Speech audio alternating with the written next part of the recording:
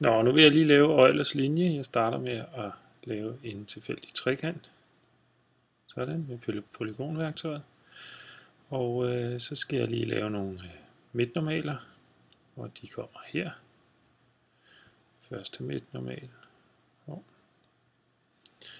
Og anden midtnormal. Den skulle lige på igen her. Undskyld. Og så har vi en midtnormal. Ja. Sådan, og vi sørger lige for, at de skærer hinanden. Eller, de skærer hinanden, men vi sørger for at markere skæringspunktet. Sådan, så har vi fået nogle midtnormaler, og jeg vil lige, så jeg kan lave nogle medianer om lidt, sørge for, at der er skæringspunkter imellem midtnormalen og grundlinjen. På den måde, så er jeg sikker på, at jeg lige kan lave en median her. Sådan, og en median fra punktet hjørnet B, og en median fra A.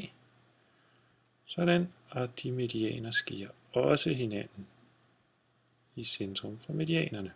De ligger der. Og til sidst, så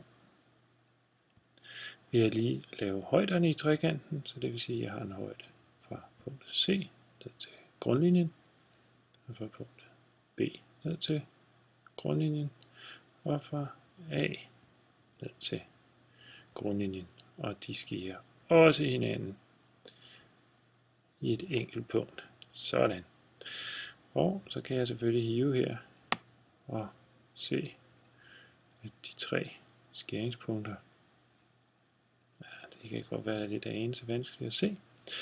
Jeg vil lige gøre det, at jeg tager alle mine linjer herinde, og så for at de ikke skal være alt for tydelige, så tager jeg lige og laver dem stiplede, sådan så bliver det ikke så rodet. Så kan vi så igen tage fat her, og så kan vi hive. Og det der jo så er interessant omkring Eulers linje, det er, at de tre centrummer for henholdsvis median og midtnormaler og højder, de ligger altså alle sammen, alle tre på den samme linje, som vi kan se her, lige meget hvad vi gør. Det er Eulers linje.